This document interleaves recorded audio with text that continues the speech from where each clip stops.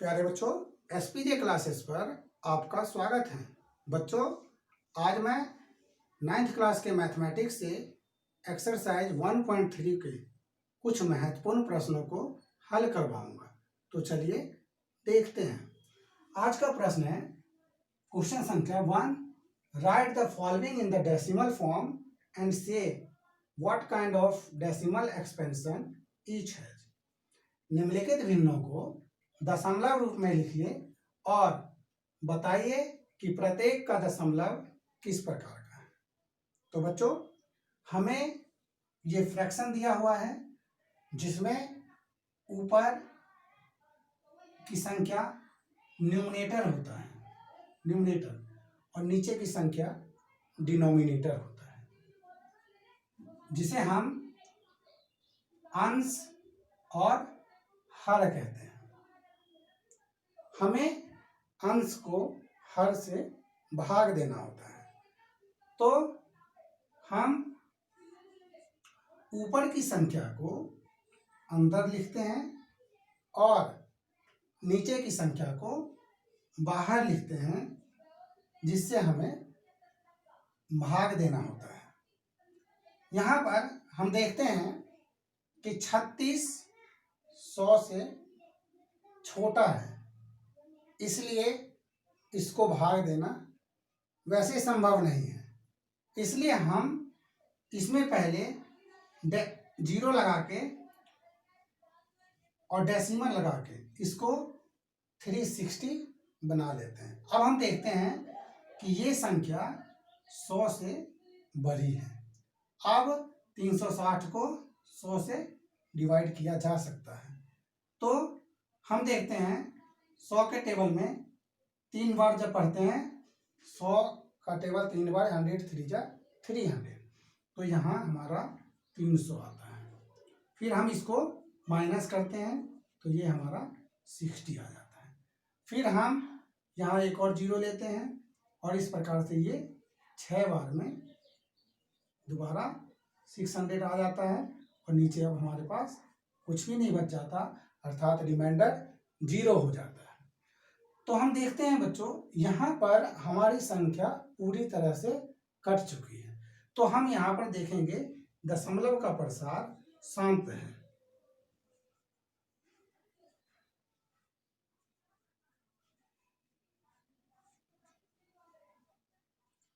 शांत है, जिसे हम टर्मिनेटिंग डेसिमल एक्सपेंशन कहते हैं।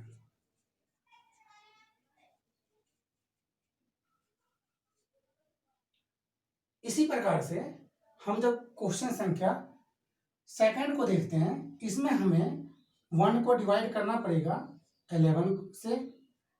हम देखते हैं यहाँ पर 1 11 से छोटा है।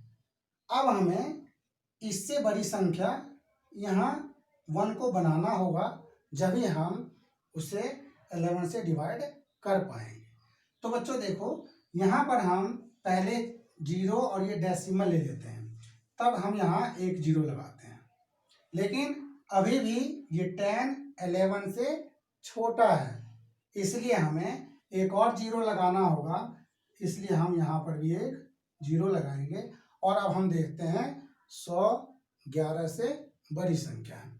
अब हम 11 का टेबल 9 टाइम्स, यानी 11 9 जा 99 करेंगे यहाँ, फिर इसको माइनस करेंगे तो 1 आ जाएगा। फिर देखेंगे यहाँ पर 0 लगाएंगे और एक 0 लगाने से अभी भी ये संख्या छोटी रह जाती है, तो हमें एक और 0 लगाना पड़ेगा। इसलिए जब हम 2 0 एक साथ लगाते हैं तो यहाँ पर हमें एक 0 फिर लगाना पड़ता है। और अब हम देखेंगे 11 9 जा 99 आता है, तो फिर से हमारा ये 99 आ गया।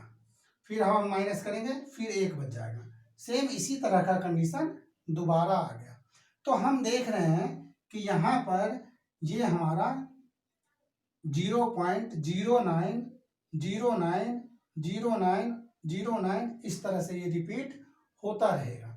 इसलिए हम इसको यहाँ पर हटाकर यहाँ हम बार लगा देंगे, क्योंकि 0.9 का रिपीटेशन बार बार हो रहा है, अर्थात यहाँ पर दशमलव प्रसार जो होगा वो अशांत होगा।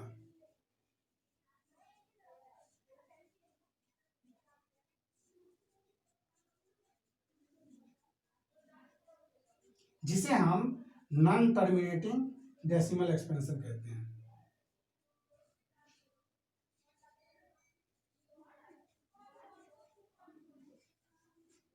Non terminating decimal expansion. इसी प्रकार से इस थर्ड पॉइंट को देखते हैं जिसमें मिक्स फ्रैक्शन के क्वेश्चन दिए हुए हैं। पहले हम इसको सिंपल फ्रैक्शन में कन्वर्ट करेंगे। जैसे 4 8 जा 32 और इसमें 1 प्लस करेंगे यानी 33/8। अब हम देखेंगे यहाँ पर हमारे पास सिंपल फ्रैक्शन प्राप्त हो गया, सामान्य भिन्न प्राप्त हो गया।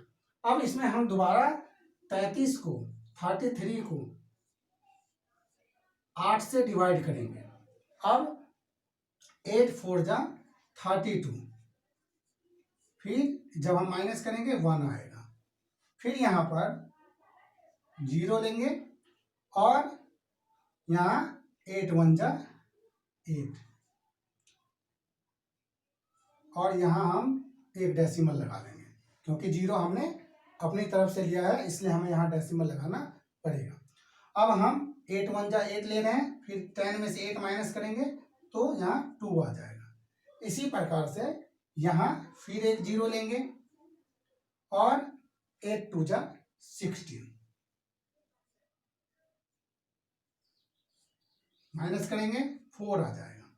फिर अब हम यहाँ पर 0 लगाएंगे तो इस प्रकार से ये 40 हो जाएगा, जिसको हम 8 5 जा मल्टीप्लाई करेंगे तो यहाँ पर 40 आ जाएगा और हम देखेंगे यहाँ पर हमारा रिमाइंडर 0 आ गया, अर्थात शेष 0 आ गया। तो यहाँ पर जो ये 33 था वो संख्या 8 से पूरी तरह कट गया है, अर्थात अब इसका रिपीटेशन नहीं होगा, इसलिए हम कहेंगे इसका दशमलव प्रसार शांत है, शांत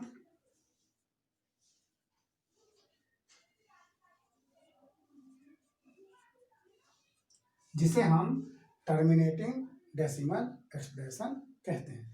बच्चों इसी तरह से क्वेश्चन नंबर 4 5 और 6 आप सॉल्व करेंगे। उम्मीद है कि आपको जो है ये समझ में आया होगा और ये सही हो जाएगा।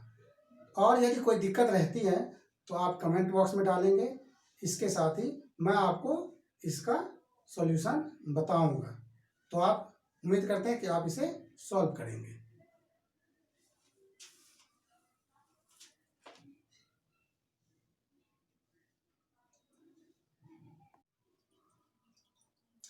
Question number 2.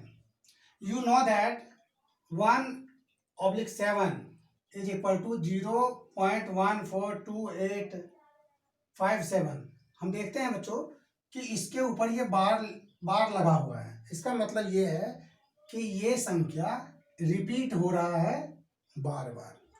You can predict what the decimal expansions of 2/7, 3/7, 4/7, 5/7, 6/7 are without actually doing the long division। यानी लंबे भाग किए बिना हमें इसकी वैल्यू को फाइंड आउट करना है और फिर देखना है कि ये कैसे हुआ। तो बच्चों आइए देखते हैं। हमारे पास गिवन है 1/7 इज इक्वल टू 0.142857, इसके ऊपर बार है। अब हमें इसकी वैल्यू फाइंड आउट करनी है। तो हम यहाँ पर देखते हैं 2/7 को हम 1/7 इंटू 2 लिख सकते हैं और 1/7 की वैल्यू ये गिवन है, तो इसे हम यहाँ पर लिखेंगे 0.142857 और इंटू में 2 लिखेंगे, फिर इसको हम इससे मल्टीप्लाई कर देंगे।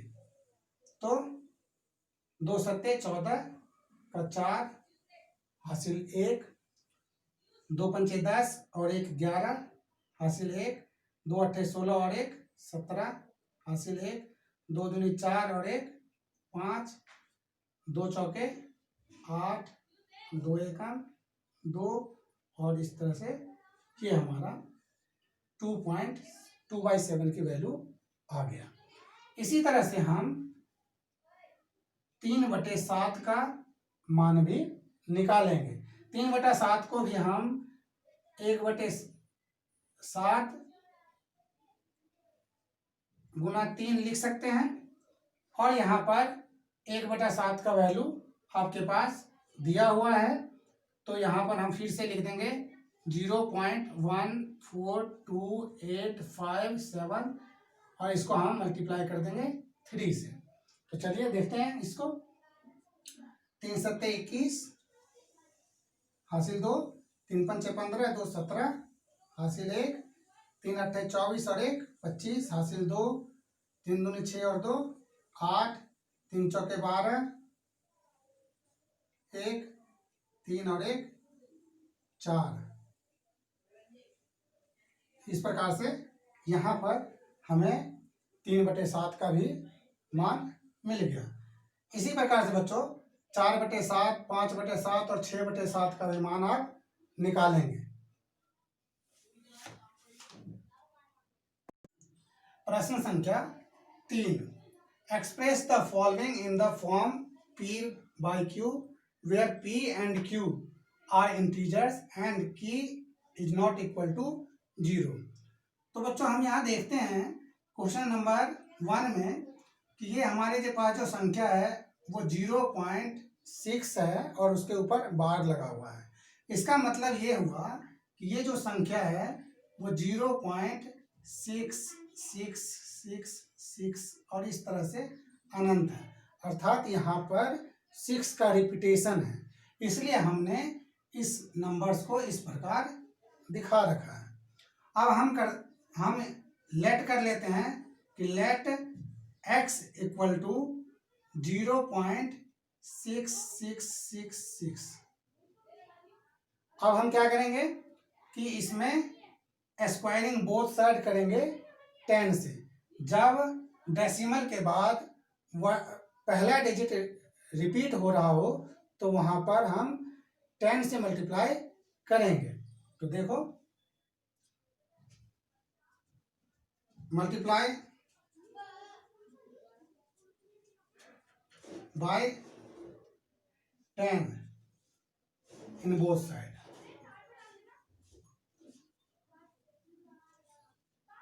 दोनों तरफ 10 से मल्टीप्लाई करेंगे तो 10 को जब हम x से मल्टीप्लाई करेंगे तो इसको 10 इंटू 0. इस तरह से मल्टीप्लाई करेंगे तो यहाँ पर ये हमारा 10x हो जाएगा और यहाँ 6.6666 हो जाएगा। तो ये हमारा जो है इक्वेशन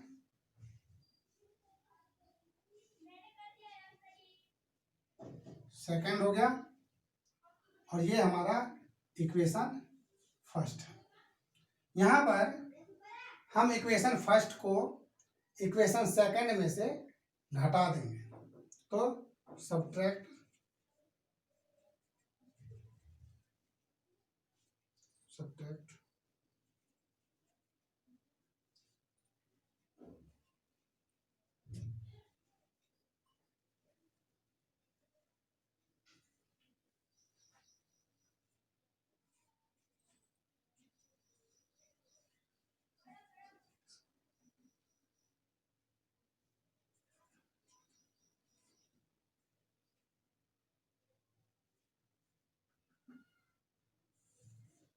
अब हम यहाँ इसे घटाएंगे तो 10 में से 1 गया आपका 9x और यहाँ ये 6666 यहाँ 0 हो जाएगा और इस प्रकार से यहाँ हमारा 6 बच जाएगा।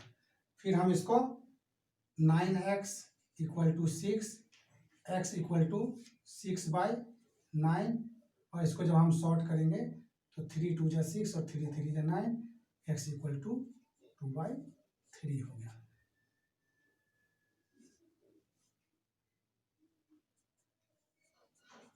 ये हमारा आंसर हो गया।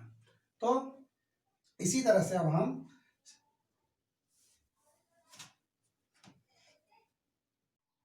तो ये सेकंड क्वेश्चन है, हम देखते हैं कि 0.47 और इसके ऊपर ये बार लगा हुआ है।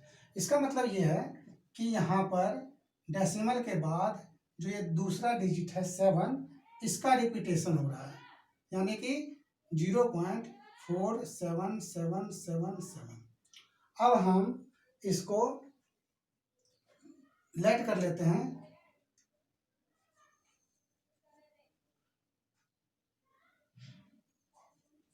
x इक्वल टू 0.4777 और हमें रिपीटेशन दूसरे डिजिट पे दिखाया गया है, इसलिए हम इसको 10 से मल्टीप्लाई कर लेते हैं ताकि हमारा जो रिपीटेशन डिजिट है वो डेसिमल के बाद आए। तो हम यहाँ x को 10 से मल्टीप्लाई करेंगे तो 10x आ जाएगा, जिसे हम यहाँ लिख देते हैं मल्टीप्लाई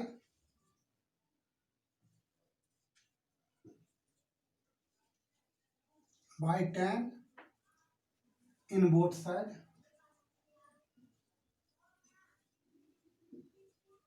दोनों साइड हम 10 से मल्टीप्लाई कर देते हैं ताकि जो हमारा रिपीटेशन डिजिट है वो डेसिमल के बाद आए। अब ये 10 से मल्टीप्लाई करते ही ये 4.7777 इस तरह से आ जाएगा। तो ये हमारा इक्वेशन फर्स्ट हो गया। अब हम बच्चों इसको 10 से फिर मल्टीप्लाई कर देते हैं, क्योंकि डेसिमल के बाद ये दूसरा डिजिट है, इसका मतलब यहाँ हमें 100 लेना पड़ेगा।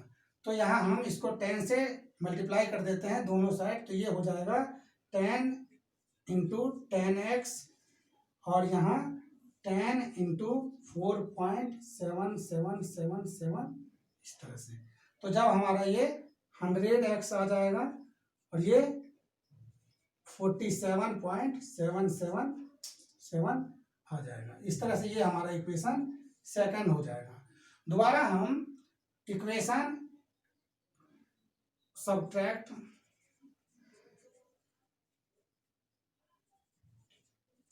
इक्वेशन फर्स्ट फ्रॉम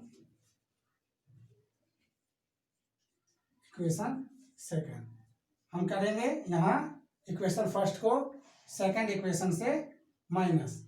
तो हम देखते हैं यहाँ पर सेकंड इक्वेशन जो है वो 100x बराबर 47.7777 है और यहाँ पर ये हमारा इक्वेशन फर्स्ट 10x बराबर 4.7777 है। इसको हम जब माइनस करेंगे तो यहाँ आ जाएगा 90x और ये आ जाएगा हमारा 43 और ये 77 इसमें भी है इसमें भी है, तो ये 0 आ जाएगा। इसका मतलब ये है कि 90x equal to 43, x equal to 43/90, ये हमारा आंसर हो गया।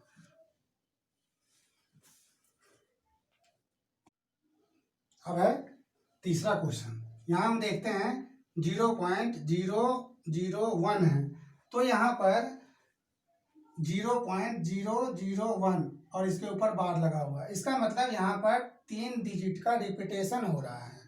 तो यहाँ पर हम लेट कर देंगे कि x इक्वल टू 0.001001001 और इस प्रकार से हम यहाँ देख रहे हैं कि 0.001 का रिपीटेशन हो रहा है। अब हम इसको जो है यहाँ पर 3 डिजिट का रिपीटेशन हो रहा है, इसलिए हम दोनों साइड 1000 से मल्टीप्लाई कर देंगे। तो मल्टीप्लाई बाय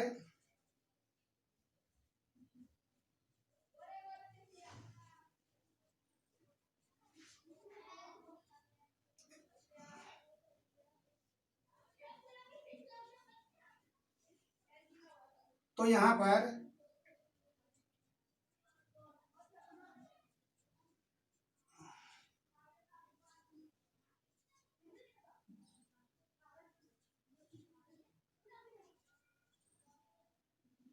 इस प्रकार से ये हमारा आ जाएगा 1000x, ये आ जाएगा हमारा 1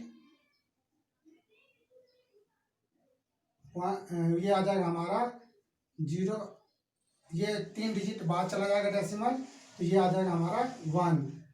और इस प्रकार से जो है 0 0 1 0 0 1 इस तरह से आएगा। अब हम क्या करेंगे, इसको फिर माइनस कर देंगे। ये हमारा इक्वेशन फर्स्ट है और ये हमारा इक्वेशन सेकंड है।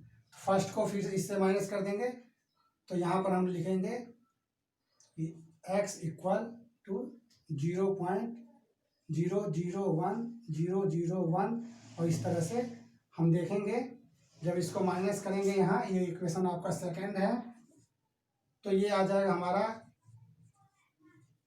999 और ये आ जाएगा हमारा 1 और इधर हमारा ये 0 0 आ जाएगा सब में।